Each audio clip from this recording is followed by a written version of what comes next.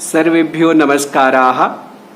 अद्य उत्तराखण्ड संस्कृत अकादम्याः संस्कृत यूट्यूब वाहिन्यां समक्षे अस्माकं संस्कृत शिक्षा विभागस्य माननीयाः सचिव महोदयाः साक्षात् स्वस्य उद्बोधनं करिष्यन्ति।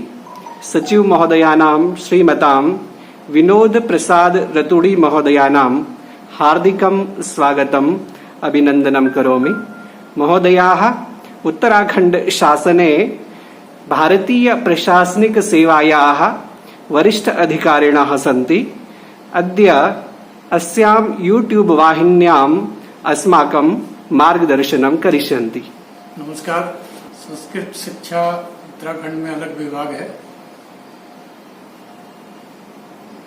संस्कृत को बढ़ावा देने के लिए उत्तराखंड में संस्कृत शिक्षा विभाग की स्थापना की गई थी। इसके अंतर्गत एक विश्वविद्यालय, एक अकादमी एवं अनेक महाविद्यालय एवं विद्यालय है। संस्कृत शिक्षा जैसे कि आप जानते ही होंगे, संस्कृत प्राचीनतम भाषा है और इस भाषा का विकास कालांतर में कम होता गया, क्योंकि यह बोलचाल की भाषा वर्तमान में नहीं है। किंतु इसका साहित्य इतना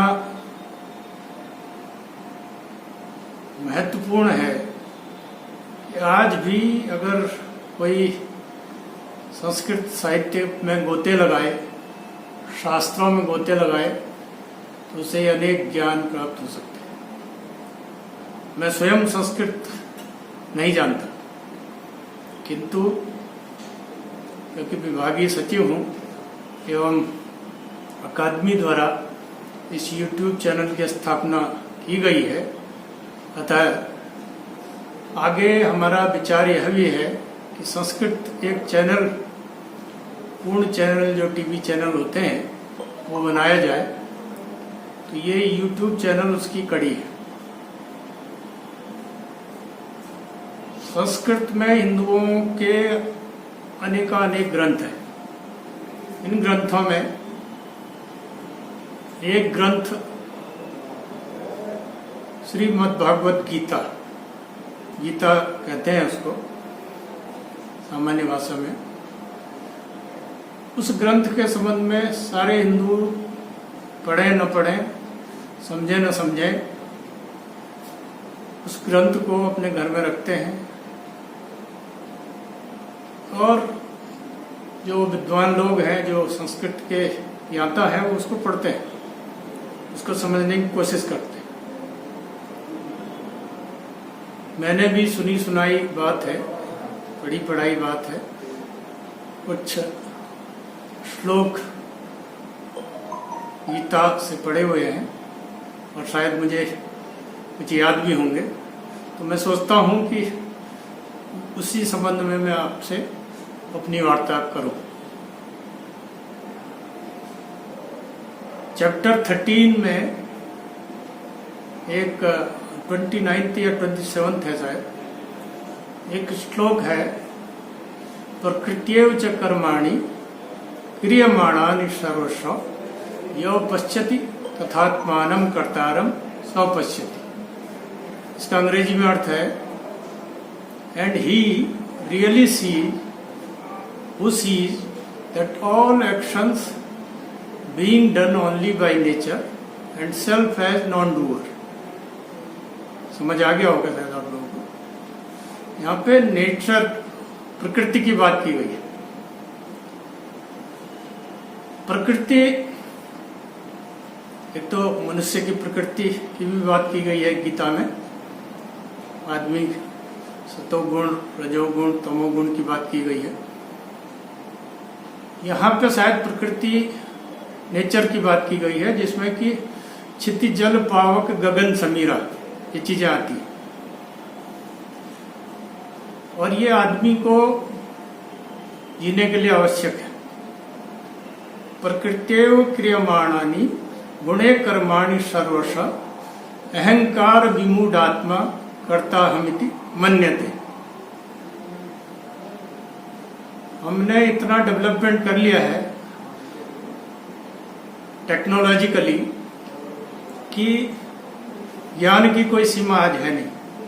कंप्यूटर के माध्यम से, इसी यूट्यूब के माध्यम से अभी अगर कोई चाहे तो मुझे भी देख सकता है, मुझे लाइव सुन सकता है। मेडिकली भी हमने कई सोपान पार किए हैं, किंतु प्रकृति और मनुष्य में संतुलन शायद कम हो गया। Because we do not understand that everything is interdependent upon every other thing। चाहे वो इकोलॉजी की भाषा में कहते हैं उसको, और फूड चेन की बात करते हैं इकोलॉजी में। तो आज आप देख रहे होंगे ग्रीन हाउस इफेक्ट हो रहा है। हमने जेनेटिक इंजीनियरिंग में प्रगति की है। हम जीन्स मैनिपुलेशन करके नई नई वैरायटीज बना रहे हैं, नए नए प्लांट्स पैदा कर रहे हैं। Even gene therapy human beings में भी सोची जा रही है। डीएनए फिंगर प्रिंटिंग हो रहा है। तो क्या, और अमेरिका जैसा देश आज की तारीख में जब कोविड-19 का इतना अधिक प्रकोप है, तो कहता है कि शायद जो वायरस कोविड-19 है ये वुहान की लैब से आया है, एस्केप हुआ है। सच्चाई है या नहीं ये हम नहीं कह सकते, किंतु कहीं से तो आया है वायरस, और ये आरएनए वायरस है। तो जो हमारी डेवलपमेंट है, क्योंकि हम प्रकृति से कट गए, प्रकृति से हम अलग हो गए हैं, अतः जो हम जेनेटिक इंजीनियरिंग करते हैं या जीन मैनिपुलेशन करते हैं, तो ये संभव हो सकता है कि, तो इससे मेरा ये मानना है कि संस्कृत की महत्ता और अधिक हो जाती है। क्योंकि संस्कृत में प्रकृति को सर्वश्रेष्ठ माना गया है कई जगहों पर, कई ग्रंथों में। अगर मेरी जानकारी थोड़ा बहुत है, बाकी तो विद्वान लोग बता पाएंगे। तो प्रकृति को हमें प्रकृति के नजदीक होना पड़ेगा, नहीं तो प्रकृति हमें, जो हमारा प्रेम, लॉकडाउन में हम सब हैं आजकल जैसे, तो प्रकृति को हमें अपने बच्चों को प्रकृति के बारे में बताना होगा। हमारे बच्चे आज की तारीख में आप देखते होंगे कि सारे बच्चे एसी में बैठे रहते हैं, कंप्यूटर मोबाइल्स यूज करते हैं। अब उनको बड़ी समस्या आ रही है। गर्मी हो रही है जून में, मई में, जून में गर्मी बढ़ेगी, और एसी से ये बताया गया है कि शायद सिंगल एसी से नहीं, लेकिन अगर सेंट्रल एसी है तो उससे शायद ये वायरस ज्यादा फैलता है। कि कारण क्या है इसका, कि हमने अपने को काट लिया है। अपने को पहले जो हमारा समाज था, जो हमारे ग्रंथों में बताया गया है, उससे ये समस्याएं शायद आ रही है। तो इनका समाधान प्रकृति के नजदीक जाना है, प्रकृति के पास जाना है। मैं विषय से भटक गया, क्षमा करेंगे। किंतु एक और श्लोक में गीता का बोल के, प्रथम अध्याय का पहला ही श्लोक है, तब अपनी बात को विराम करूंगा। क्योंकि अगर संस्कृत को पढ़ना है, वेद पुराणों को पढ़ना है, तो आपको ज्ञान तो मिलेगा ही मिलेगा। कोई पढ़ता है, और अनफॉर्चुनेटली ये हुआ था कि पहले कुछ लोगों को वेद पढ़ने से मना किया गया था, अब वो स्थिति नहीं है। तो ये गीता का प्रथम श्लोक है, और शायद ये संस्कृत की भाषा की महत्ता को प्रकट करता है, इसलिए मैं ये बात कर रहा हूँ। और ये मेरे कोई अपने विचार नहीं है, ये सारे विचार कहीं न कहीं से इधर उधर से आए हैं। पहला श्लोक है धृतराष्ट्र उवाच धर्म क्षेत्रे कुरुक्षेत्रे समवेता युत्सव माम का पांडवश्चैव किम कुर्वत संजय। इसका अर्थ धृतराष्ट्र ने कहा संजय से कि धर्म क्षेत्र कुरुक्षेत्र में क्या हो रहा है, मेरे और पांडु के पुत्रों ने क्या किया, इस तरह से बोला जाता है। इसका दूसरा अर्थ कोई कहीं से मैंने पढ़ा है, शायद आपको अपील करे, इसलिए मैं बोल रहा हूं। धृतराष्ट्र कौन है? धृतराष्ट्र अंधा है। जब बच्चा पैदा होता है, बच्चे से मेरा मतलब लड़का लड़की दोनों से, जब बच्चा पैदा होता है तो वो उसको कोई नॉलेज नहीं होता, शायद उसका दिमाग जो है डेवलप नहीं होता है या कम डेवलप होता है, या उसको, तो वो आप उसको अंधा कह सकते हैं। तो धृतराष्ट्र जीव है। धृतराष्ट्र ने कहा, जीव ने कहा, जीव क्योंकि आया है धरती पे तो काहे के लिए आया है? अपने डेवलपमेंट के लिए आया, अपने विकास के लिए आया, अपने भोजन करने के लिए आया है। तो हम धृतराष्ट्र को अगर जीव मानते हैं, और धर्म क्षेत्र, क्योंकि पुरुष सूक्त में ये कहा गया है कि ये ब्रह्मांड, धर्म क्षेत्र हम अपने पेट भरने को कह सकते हैं। जैसे सारे जानवर, सारे पशु पक्षी, सभी प्लांट्स को भी पानी चाहिए होता है, और तो सभी को पानी, मतलब क्षितिज जल पावक गगन समीरा सभी को चाहिए। तो धर्म क्षेत्र हम अपने पेट को मान सकते हैं, और मेरे हिसाब से कुरुक्षेत्र हम अपने दिमाग को मान सकते हैं। और दिमाग हमारा कब डेवलप होता है बच्चे में?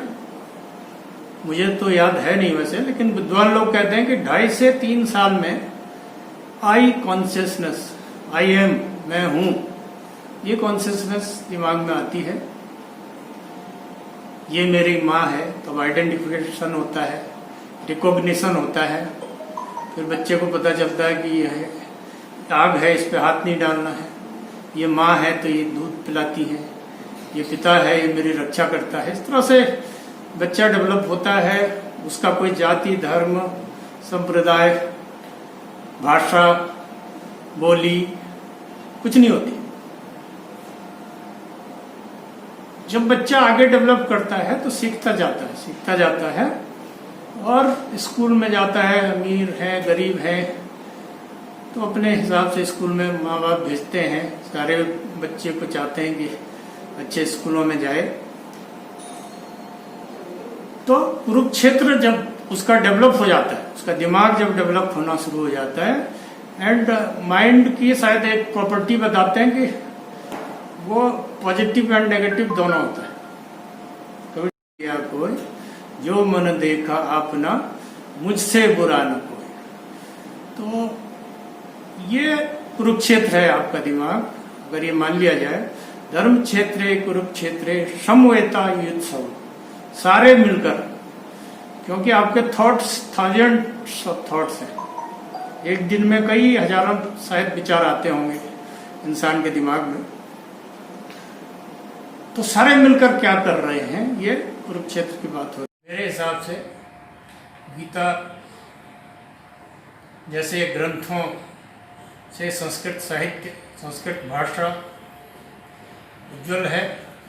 तो आप उसको पढ़ें, उसको समझें, भाषा को। और भाषा कोई भी, हिंदुस्तान में इतनी भाषाएं हैं, तो जो हम चैनल आगे बनाने वाले हैं, हमारा जो विचार है उसमें बाई लाइन्स हम सारी और भाषाओं में देंगे। और आप इसमें जो हमारा यूट्यूब चैनल है, इसमें ज़्यादा से ज़्यादा सब्सक्राइब करें, ताकि संस्कृत को आगे बढ़ाने में हम सब लोग सक्षम हो सकें। सभी लोगों का बहुत बहुत धन्यवाद, सादर प्रणाम।